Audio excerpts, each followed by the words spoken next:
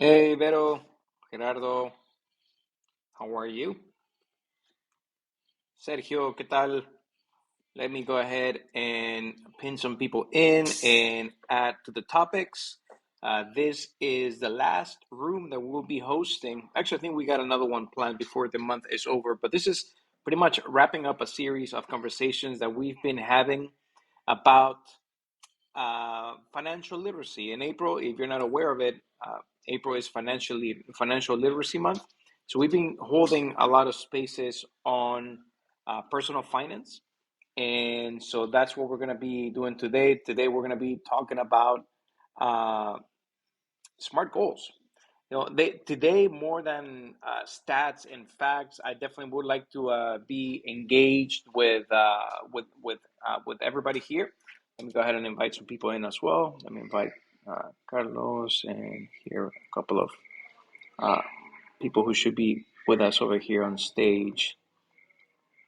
There we go. All right, I'll wait for the rest of the people to come in. There. And last but not least, Hey Jorge, what's up? there we go. There we go. Hey, I don't see you. Oh, there you go. Now I see you. What's going on, brother? The app has been acting up real. Yeah, it's been a little glitchy for me as well. I keep getting the red bar, and I haven't moved from my desk. So, for those of you down in the audience, again, this we're hosting this room under the Amigos Club. My co-host here on top is Santiago, who is a financial professional connecting in New York. I am currently in Texas, and both of us pretty much talk about all things related to money in the Amigos Club. So happy to have you here. The chat is open, so if you have any particular comments, strategies, anything that you want to ask when related to planning smart goals, in particular, this room will be related on the financial side. So if you have questions, things that have worked, things that have not worked, definitely don't feel afraid of chiming in on the chat or coming up on stage. But before we do that, I'm going to go ahead and invite some people in. Santiago, do you want to chime in, introduce yourself, say hello? What's going on? Yeah, absolutely. Good afternoon, everyone. My name is Santiago. Like Jorge said, I work in the finance space as well. I am in New York City. However, I am licensed in various states throughout the country. I am a proud Coast Guard veteran, father, and always been had that entrepreneur mindset. So I like to work a lot with not only young families, young professionals, but entrepreneurs. But on the foundation of all of that, I enjoy working with our community because when I got to my firm, when I got to my office, everybody was pretty much saying the same thing that, hey, listen, you want to make a really good living, you got to go after the country club crowd. However, as a kid that grew up in the South Bronx, and went off to the military. I never grew up in a golf course. The only time I was in a golf course was with my dad because he worked in a golf course. So I used to cut grass in a golf course. So that's like my only connection to a golf course. So I didn't know the members or anything like that. So I kind of took a step back and saw what I was doing in financial planning, and that's when I realized that, hey man, like this information would have been useful to me when I first became a dad, when I was a very young parent, when I was doing really well for myself in real estate and whatnot, um, and nobody ever approached me. So that's when I saw that, what, financial literacy is something that we don't have in our community, and it's something that should be taught, should be praised, and also passed on, because again, financial planning, financial literacy, that's all part of creating generational wealth for our loved ones. So instead of kicking the can down the road to our following generation of debt and not leaving anything behind, my purpose is to at least make sure that families are taken care of, people are planning for retirement, they're not living in debt, they're saving accordingly, they're saving efficiently with a purpose, and just making every single dollar count and giving every dollar an objective. So that's what I do in a sense, and I'm here to just provide value. And of course, Jorge and I, we run the finance rooms here under Amigos. We're both moderators under Amigos and admins. So if there's anything that you'd like to see in our space, follow the Casita Verde. And of course, we always love and value other people's inputs. And it takes a community, it takes a village to make it grow. So let's do it. Awesome. So I just posted in the chat, and we all should be aware of it. But just in case, when we talk about having SMART goals, this not only relates to money, but personally as well. What does SMART goals mean? SMART, S.M.A.R.T, stands for specific, measurable, attainable, realistic, and time bound. That's the way that those are the things that we should take into consideration when we are setting up goals. So how do we set up smart financial goals? That's where we're going to be focused in today, and I want to welcome everybody down in the audience.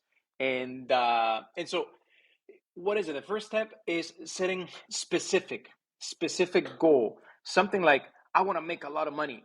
That's not specific enough. Remember, not to get too out there, but the universe will provide what you consistently think about, that triggers an emotion. So when you think about, I want to make a lot of money, that's not specific enough. So the universe is not going to know what the hell to get you. So we got to set a very specific dollar amount. So it's got to be very, very, very specific, and that's the beginning. Okay, like I want to make an extra $100,000 in my business this year. That by the end of December, I will make $100,000 in my business. That for a solopreneur who's just getting started might be a great goal. It's specific, and it's also time bound. Now, the M on SMART, it's measurable. So you got to make sure that your financial goal is measurable by quantifying it, so you can actually evaluate your progress along the way, and ultimately the overall success of whatever strategy you implemented. And you have to express that the particular goal in, like I said before, very specific, clear numbers, so you know where you're at every step of the way. Now, the other are achievable, realistic, and time-based. For achievable, it's if today I just open up my business today, I I'm not saying it's impossible, but if you're just getting started to go out and say, you know what, I want to make $1 million this year. Well, is that achievable? Maybe. Is that realistic? Well, if you're just getting started, maybe, maybe not. So those are the things that when you are looking at short-term, mid-term, and long-term goals, you can break them up into having them being smart. And ultimately, the T in smart is having them time-based. And the T is very important because that's going to be how you can become accountable to yourself, to somebody else. You got to give yourself time, a time frame where you can achieve this goal, and this will actually motivate you, encourage you to follow through. This actually helps a lot of people stop procrastinating and keep themselves accountable. Now, Santiago, talk to me. I mean, working in the financial space, when you talk to clients, even you in the personal sense, uh, do you make it a habit of creating smart goals, or have you found that maybe sometimes some of your clients just kind of wing it all the time? What has been your experience? Well, yeah, man. Before people have a conversation with me, usually what they are doing is winging it, and I think it's super important. You have to have that plan, whatever you're looking to accomplish. I think not having a plan, it's like you tell yourself, "Hey, I want to get to California." That's like saying I want to be rich, right? Cool, but if you don't have a plan how to get there, you're gonna run out of gas. You're gonna run out of money because you're not doing it in an efficient way, and you're not being very how should I say this? You're not getting to the point. Again, you don't have a plan, so you don't have nothing in place, so you're not being efficient. That's the word I'm looking for. And again, people, that's the problem with human psychology in a sense, especially in our community, that now we got this on our own. We'll take care of it. We'll figure it out. And it sucks because you're just wasting time. Time is your most valuable asset. And myself, I'm guilty of it. I used to be the same way, that I thought that I could, not reach out for help, or not, or just wing something and make it happen. And sometimes it will work, sometimes it will not. But you got to think about it. If it did work, could have you made it work in a more efficient manner? Instead of it taking you 6 months to accomplish something, could have taken you 3 months. had you had a plan, had you planned accordingly. And sometimes helping having somebody help you create a plan, it's beneficial to you, because again, if you look at a picture up close, if you put your face up against a giant portrait at a museum, you don't see the clear picture. Sometimes it takes you to it has to take you something to step back, or somebody to help you, take 2, 3, 4 steps back, so you could get an idea of what the overall picture looks like. And that's in a sense what we're doing. We're helping people think outside the box. We're looking from the outside in, and we're making decisions, and we're helping people create plans and decisions that are not based on emotion. And I think that that's super important, that sometimes people, they want to be proactive and do things on their own, but when emotion gets involved, that's when they kind of lose sight of it, they lose track of it, and plans go sideways, and then they're just stuck there wondering, like, what the hell did I do wrong? I thought I had everything, I thought I had all my possibilities crossed out, but sometimes it just takes that somebody like you and I, Jorge, that says, hey, you didn't think about this. And they're like, holy crap, you know what? You're absolutely right, man. I didn't think about this. So, having that, that action steps, those action steps in place to help you plan accordingly, having someone help you I think is crucial. Thank you for sharing, brother. So I want to ask, and I know that Lupita is down in the audience, Sergio is down in the audience, and I know Lupita is the founder of Better Your Space. And I've heard Lupita talk about like personal development, and I'd be interested in learning. I don't know if you can come up or not, Lupita, or you, Sergio, but I would definitely would enjoy you chiming in on in your particular businesses when you deal with your potential investors or clients, or even on the personal side. How do you set your goals, whether it's personal or whether it's through your business, for your business, or financially? Do you have a process? We hear all the time about, oh, you're going to have SMART goals, but okay, great. As much as we might be able to understand what that means, do we actually implement it? And if so, what is your method? What has helped you set those goals for you and be able to stay on track? I would love your input, whether it's on the chat or coming up. Oh, there you go. So thank you for coming up, Lupita. I mean, I think it'll be invaluable. All of us have issues setting goals. Uh, Maybe not you, but have you found that in the past that you've struggled with setting some goals? And if so, what have you been able to do to attack that and be able to stay consistent? Oh, I have struggled with that. This is why I am in this room. I am, I'm barely getting into because while I do have better use space, that was set aside to be like a free resource for the community and to share my experiences, and really it was set to practice my freelance writing. And so now that I'm walking into the freelance world, finding the goal and setting a goal, especially when you're a freelance writer, and the terms of how you're going to find clients, because they're different. You can charge per word, you can charge per project, you can do a proposal for bigger projects, and that leaves a lot, and I mean a lot of room to stay confused. And so for me I've set an amount of like, okay, my goal is to make x amount of money, and within that, what are my revenues that I can come up with to reach that goal. So I'm in that process right now, which is why I am in the room. And it kind of has pushed me to not only see my work and really do that inner work of like, how much do I value my work, but it also has allowed me to get creative in how to come up with revenue, not only through my freelance work, but also finding ways to make better use space also bring in revenues now, which is exciting. I'm excited for what's to come.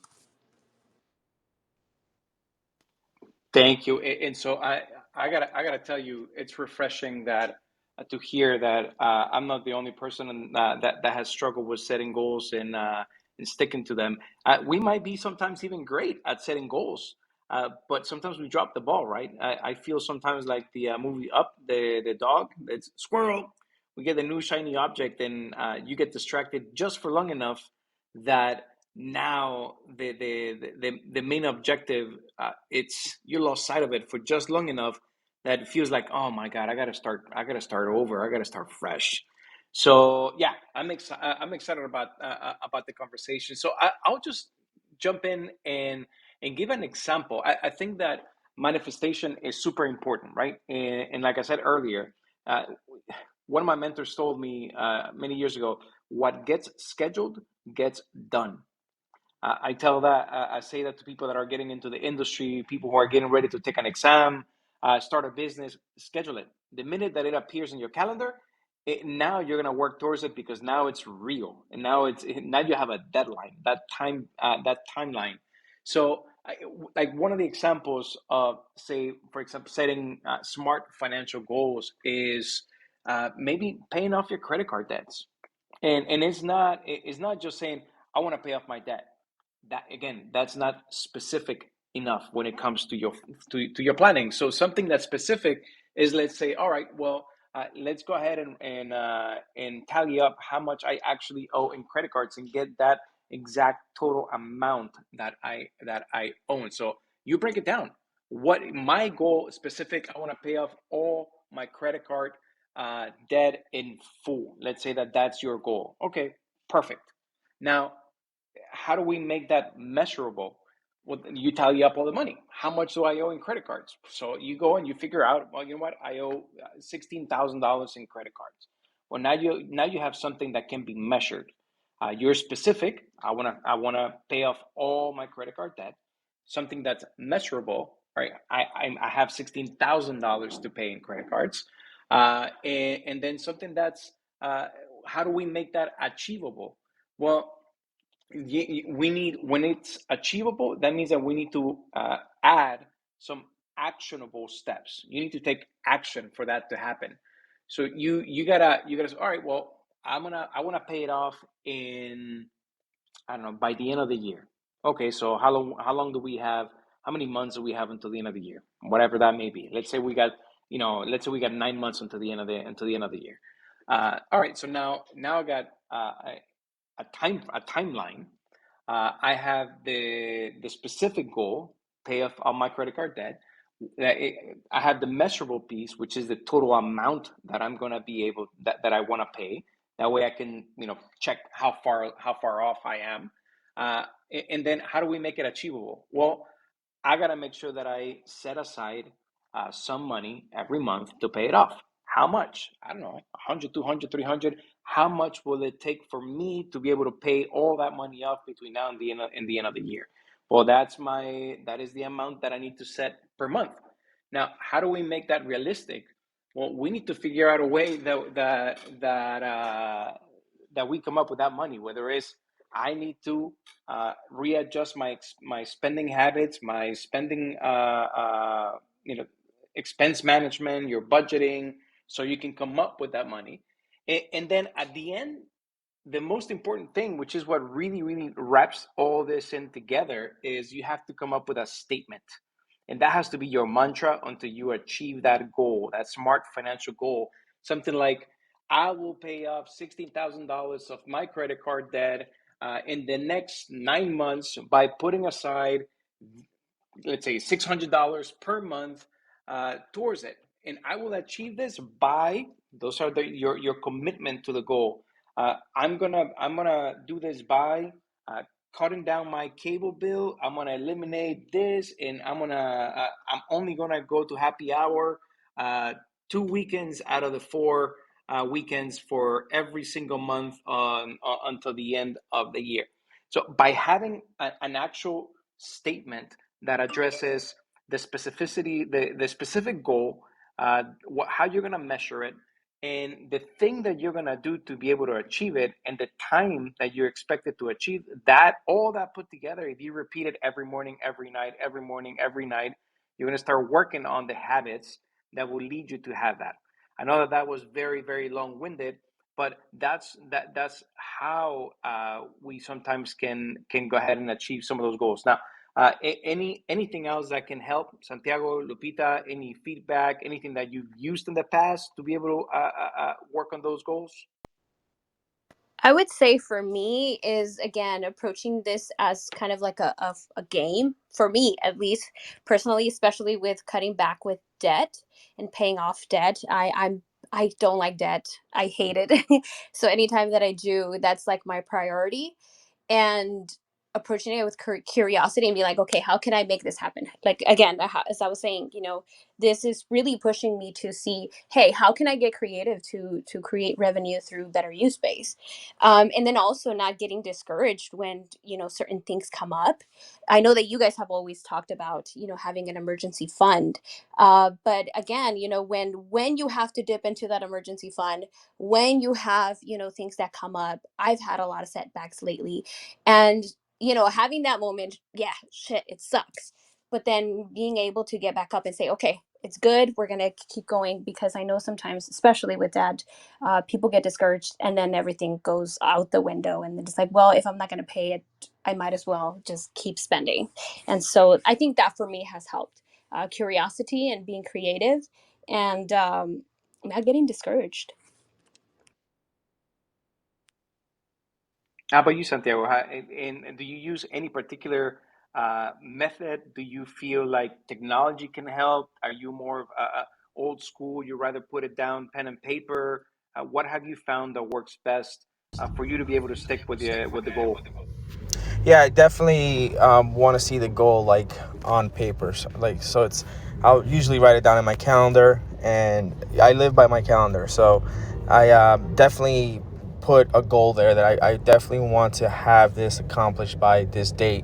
So now I'm just working towards it. I'm really, really working towards it, because if you don't see it there, I don't know. It's funny how the mind works.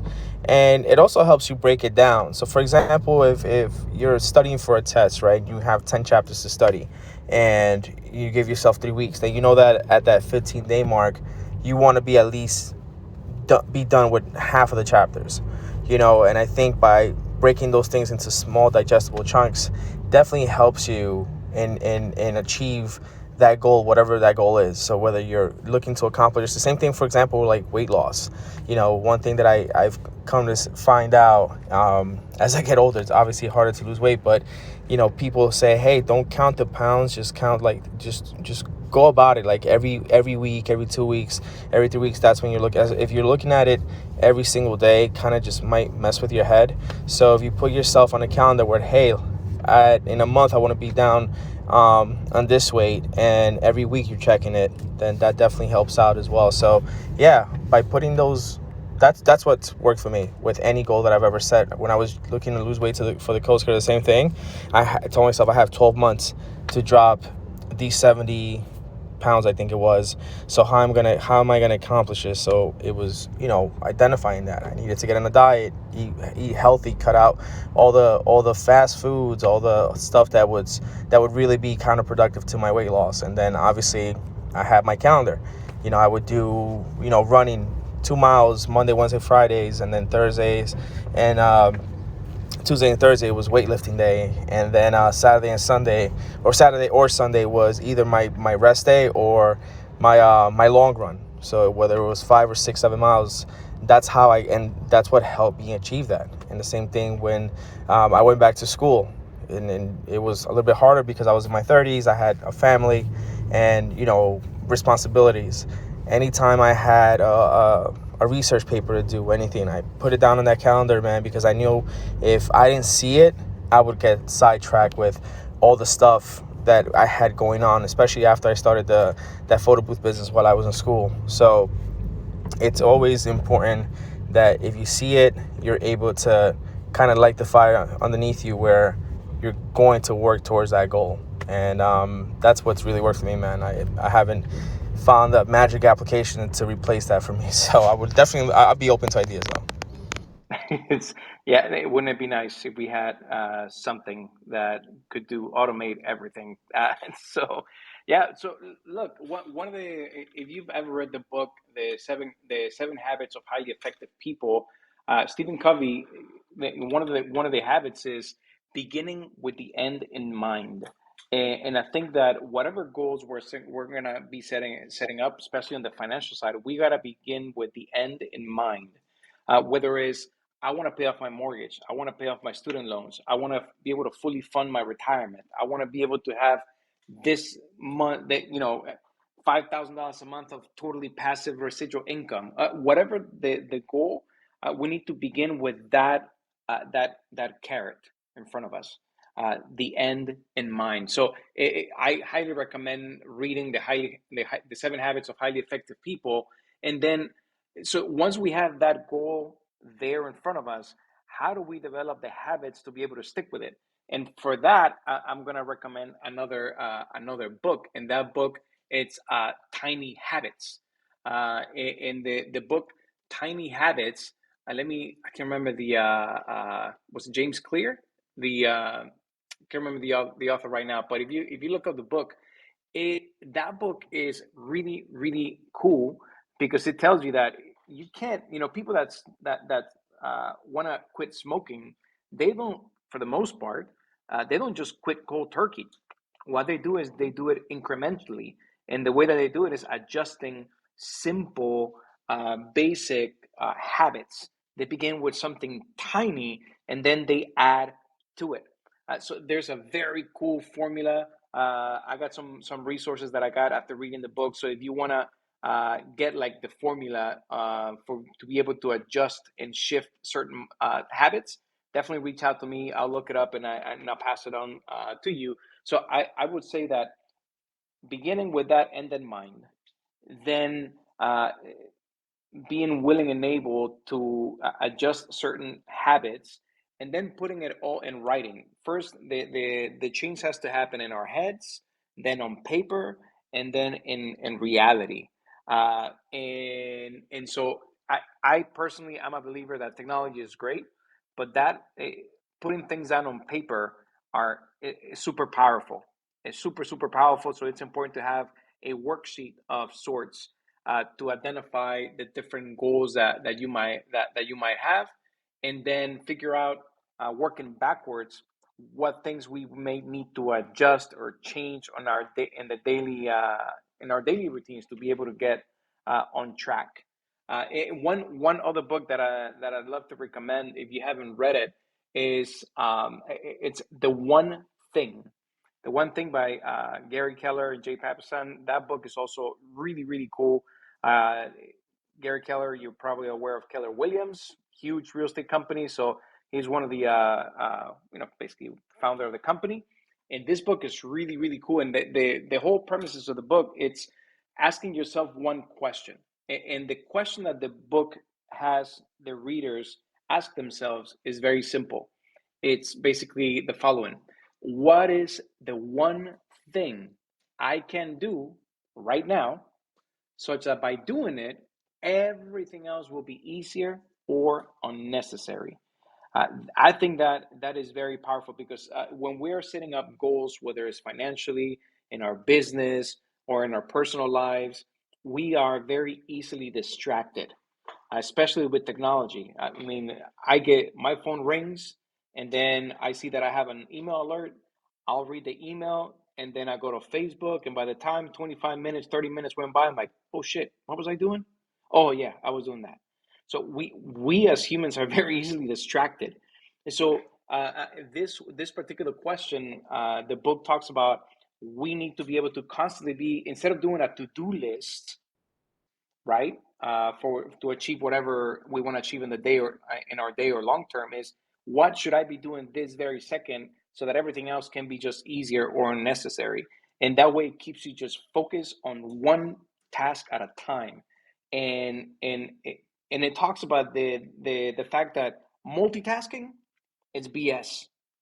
That's a computer term, and not even computers, as fast as they are, they not even computers can multitask. They just do one task at a time, incredibly fast. So as humans, that's how we gotta operate. Also, when it comes to smart financial planning or smart personal goals It's one thing at a time. Now,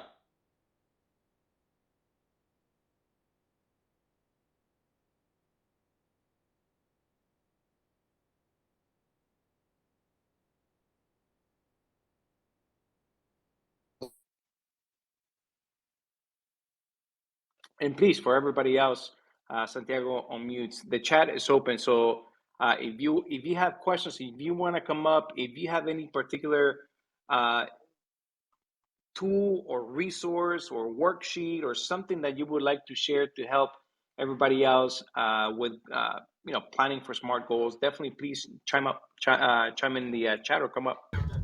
Jorge, what was the last thing you said before that? I went through a dead spot here.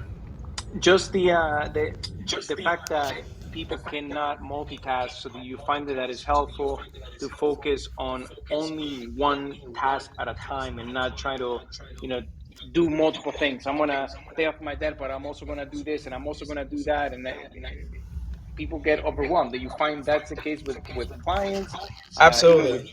Yeah. Okay.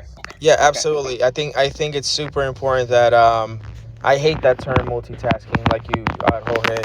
And I think it was my managing director that told me. He goes, Santa, you got to rewire your brain, bro. I know that in the military they tell you got to do, more with less, and you have to multitask. You got to be a jack of all trades and all that stuff. So that's kind of like how by default I was wired to think that way, because that's just the sense of urgency that they instill in you in the service.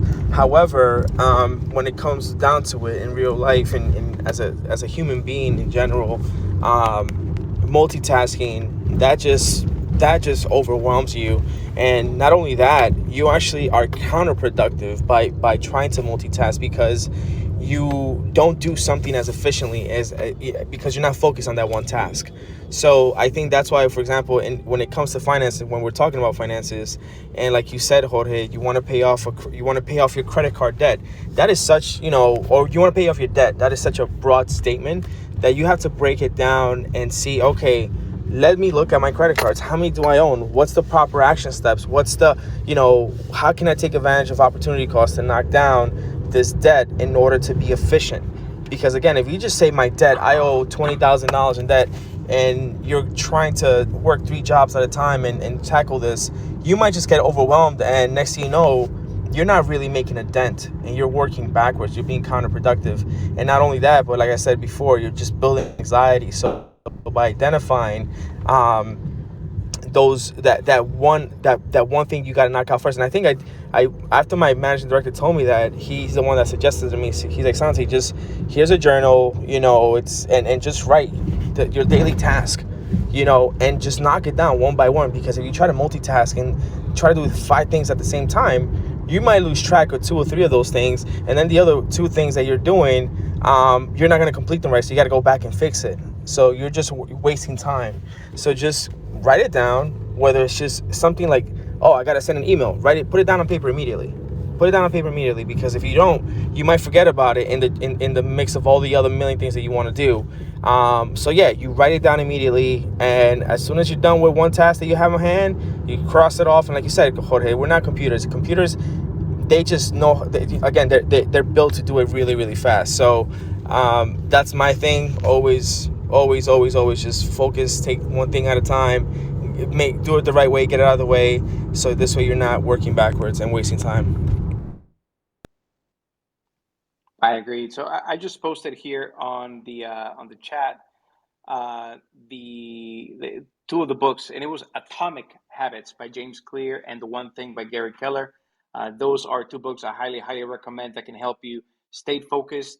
And Ale, I just read your message. Yeah, Yeah, Adderall, funny. Adderall. Yeah, it's funny. So I think that, and I think we've been saying this in a lot of the financial conversations we had over the month. But one of the things that I would recommend is get help. uh, you know, just because in the financial aspect, just because it's called personal finance, it doesn't mean you got to personally do it all, and especially not alone. So having an accountability partner, whether it's a professional, whether it's your partner, your spouse, a family member, but adding an accountability element to your goals really, really helps. And it has to be somebody outside, a third party. It cannot be you. Because let's be honest, I mean, even with the gym and eating healthy, we slip. I mean, we're humans, right? We're imperfect. But when we actually have, say, weekly calls, weekly meetups with somebody that can say, all right, where you at? What was the goal? What is the progress? Uh, that definitely helps. Now, and I think one of the things that I posted here in the chat at the beginning is that perfection is the enemy of progress, it, and I firmly believe that, especially we on the financial side, at least for us, with the conversations that we have daily, Santiago and I and other people in the field, it's that yeah, I gotta wait for the last. I'm gonna pay off this debt, and as soon as I do this, as soon as then I'll begin, and I'll be full force doing the investment for retirement or whatever the case may be. Uh, and it just doesn't work like that. You have to be able to. You have to be willing to start where you at with whatever resources you have, with whatever knowledge you have, and be able to suck at it. And that's a requirement. If you want to improve, you got to suck at it at the beginning, and you learn through personal experience, along with coaching and guidance and accountability. But that's one thing that I recommend. You just got to take action and get help, because you cannot do it alone all the time. And if you want to stay consistent. Actually, I just saw a chat. So 100%. Ali just mentioned in the chat. Consistency is definitely bigger. It's more important than intensity. Because you know what, you can be super intense, and you can have all the intention in the world, but if you don't have the why really strong, you're not going to have the consistency. And if you're not consistent, it doesn't matter how intense you can be on a short for a short while. You're just going to drop it off.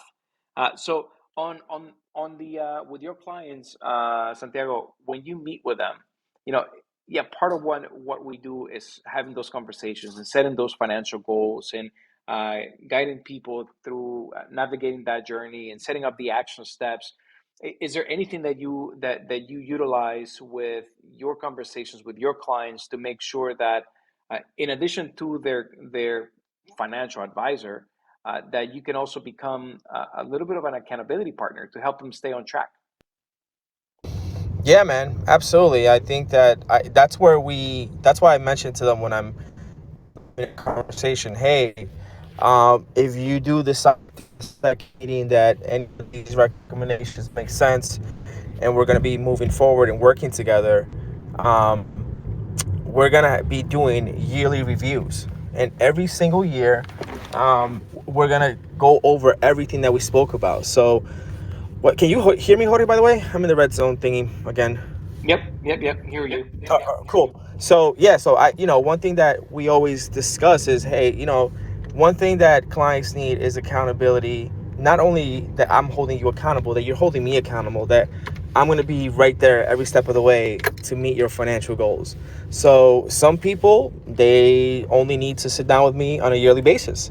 Other people, they need to sit down with me on a quarterly basis. Sometimes it's biannual. Sometimes, it's I only have one client that I'm sitting down with him on a monthly basis to just have a quick 15-minute phone call, because he tells me, Santi, he's a good buddy of mine. God bless his heart. He just needs to get out of debt, and he really wants to be. But again, I'm proud of him, because he actually understands and sees it like, yeah, I need help. I need more help than others. And if you make sure that I'm paying off my debt and I'm not spending money on useless things and things that are going to lose value, because I now that he's thinking this way, because he just had a son.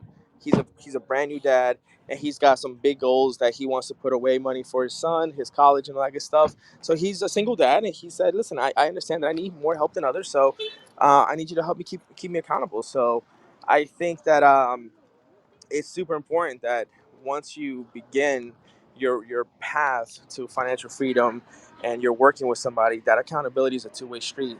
Make sure that you're both holding each other accountable, and that's just the way I work. And I think that's a good sign, when you're looking to work with somebody, that they're just not going to provide a one-time financial plan, because again, life changes. Life constantly changes. You need to update your plan. You might have another kid. You might be going through a divorce. Somebody might pass away. You might in our community, Nuestra Gente, um, your spouse might tell you one day, hey, listen, I wanna my mom's coming to live with us because dad just passed away, and now we're taking care of an elder. So it's super important that you have somebody there that's going to help you and guide you along the way, and be that trusted partner. Lost you there. Hello? Sorry, buddy. No, I was saying that, yeah, you definitely want somebody that's going to hold you accountable. You hold that person accountable who's going to be there with you, like a partner. Yep, I agree. So yeah, so what other things can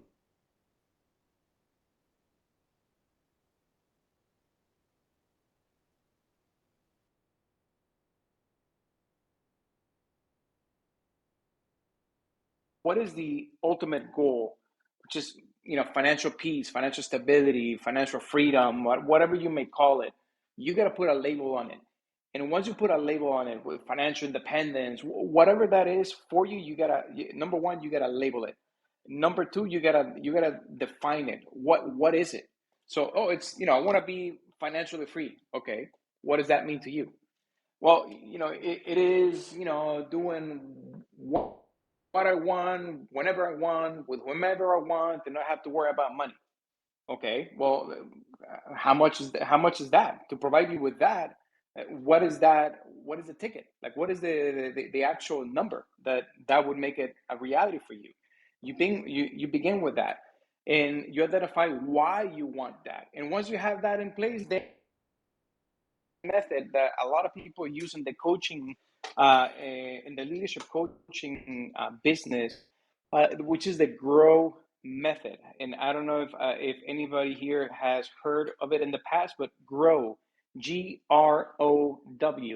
That's something that you can also implement for yourself to be able to set goals and to help you become aware where you can make some adjustments. The grow method, the G stands for goal, and again, kind of like smart, it has to be specific, right? And then the R, it's what is my reality? Where am I at the moment? So, for example, I want to pay off my student loans, man. Okay, well, what's my reality? I barely make enough money to pay my bills. All right. Well, what is the O in grow? What are your options? Instead of playing the victim, whatever the goal may be, is like, all right. So, what what options do you have? Continue to complain about it, go ask for a raise, start a business, do a side hustle, do what are your options? And the W in grow stands for what are you going to do about it? Because even if you enlist the help of a professional, it's like going to the doctor and the doctor telling you, look, you have high cholesterol, and you need to exercise and cut out fatty foods or whatever, and you saying, yeah, okay, thank you, and not do anything about it. Well, it doesn't matter how much advice people give you if you're not going to take action, it's not going to happen. So the grow method, actually, when you set up your SMART goals, breaking this down, uh, breaking down what's your current reality, what options you have available, and really asking yourself, okay, all great, but am I really going to do something about it? What am I going to do about this? Now that I have the info, now that I have the goal, am I going to take action or not? And that's what actually I found that helps, at least for me, when I talk to clients and they're in a little bit struggling in adjusting their habits and their mindset when it comes to money.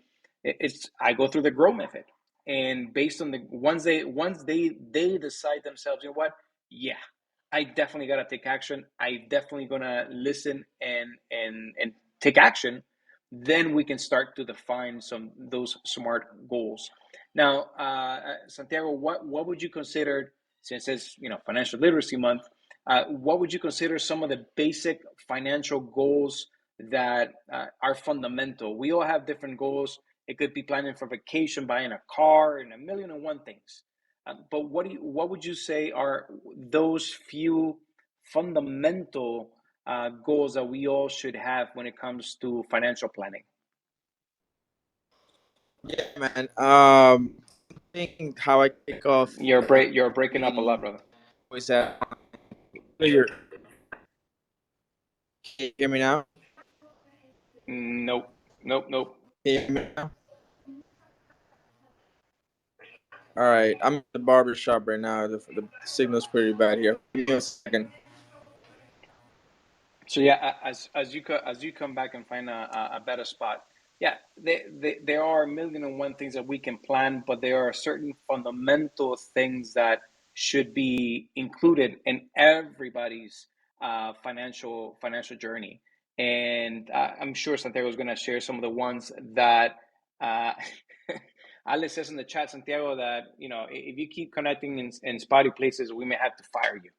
I disagree. He's cool. He gets to stay, but but yeah. So one of the fundamental things that I would say is it's very exciting to discuss investing. But for example, if you don't have enough money set aside to pay your bills, if you get injured or lose a job, then that might not be a smart thing to do. So some of the fundamental things that people should do when they begin those goals and then breaking them up, being specific, measurable, attainable, realistic, and time bound, is you need to protect your income.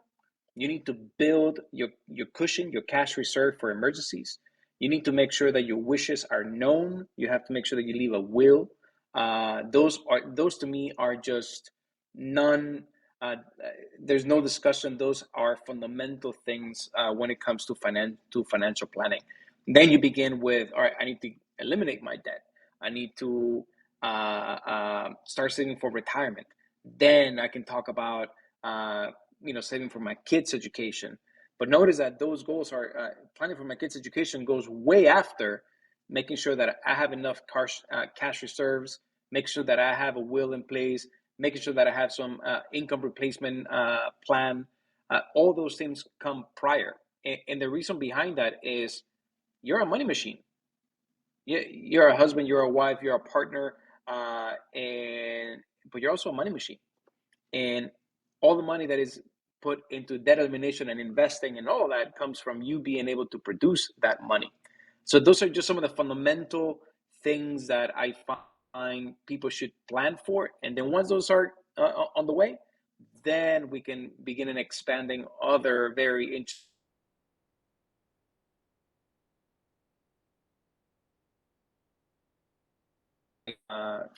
common life. You there? I guess no. So yeah, uh, that's what I would say when it comes to smart goals when it comes to the financial planning. Uh, Personally, as some of you may know, I actually wrote a small book last year. So planning those goals was very important to stay consistent. And one of the things that I mentioned in it is that we need to feed our accounts. FEED. I think that we all should have different types of of plans and of accounts. We need to plan for freedom. What does that mean? I want to be able to stop working at some point. I love what I do, but I want to be 85 and meeting clients, right? And I don't think anybody wants to be able to do that. And if I work, I want to be able to work because I'm passionate about what I do, not because I want to produce income to eat. So we need to plan for freedom. We need to plan for emergencies, and we need to plan for experiences. Because truth is, life is not all about having tons of money and material accumulation. It's about the experiences that we can have. And properly planning, saving some money does allow you, gives you the opportunity to have better experiences. And then other things that I find, the D and feed is discretionary. This is the area where a lot of people lose money they don't realize. It's how many birthdays do you go in a year? How many Christmas when you go Christmas shopping? Who do you buy Christmas presents for?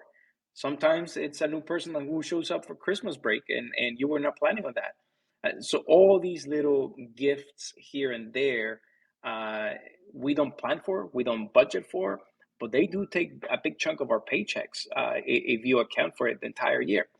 So those are just some of the things that I would say on the fundamental side, some of the things that people should be planning for. Santiago, you still tied up? You're good? Good connection? You're still hanging out with Jorge. Mio? Yep. I think you're still in the Matrix. Or is it just me?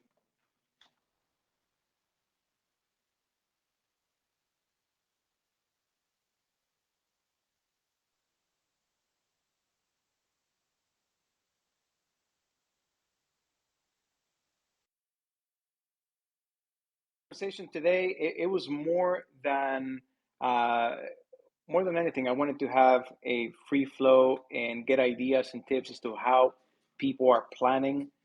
Is there any method to your madness when it comes to planning for your financial goals? Do you use any technology or sheets of paper or anything? So we are coming up to the top of the hour, and I feel like we've covered some stuff.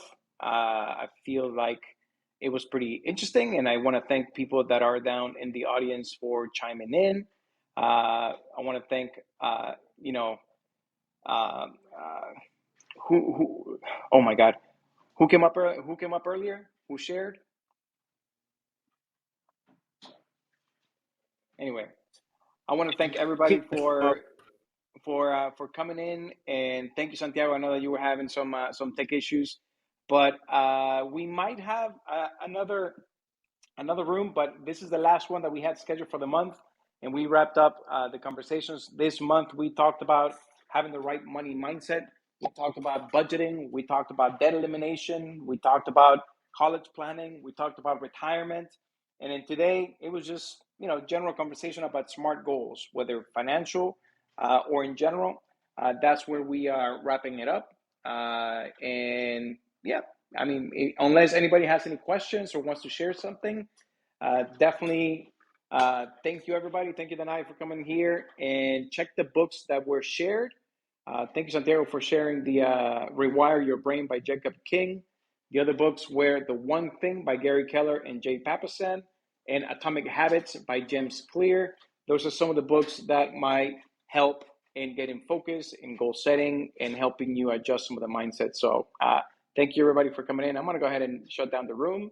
And that's it. Happy pre-Friday. Have an awesome rest of your day.